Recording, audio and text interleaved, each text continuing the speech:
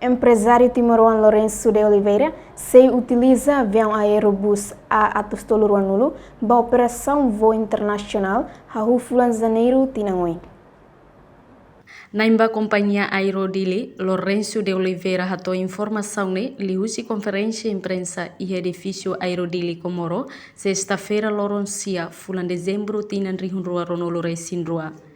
Hanessa empresário timoruan nebeho visão investe iha aero, Lourenço de Oliveira iha mehibot, atau Timor-Leste iha avião rasik, odissemo ba nação sira iha mundo. Timoruan labele hendet avião husi nação selo, tula passageiro sira, avião Aerodili, se tula passageiros atus ida nenolo racing 5. 2 meses, talvez janeiro, começa a janeiro, meados de janeiro, e aí tem a Tarai.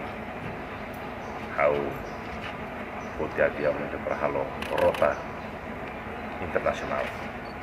Para fatin nebe, makanya masih selu belsemo mai, kita mos belsemo kita.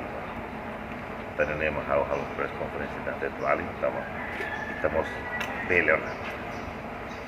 La vele ema de mai foti, kita mos terservado sebenarnya. Anu ida nema halo tempat terbang. Prepara nema mare ia piloto.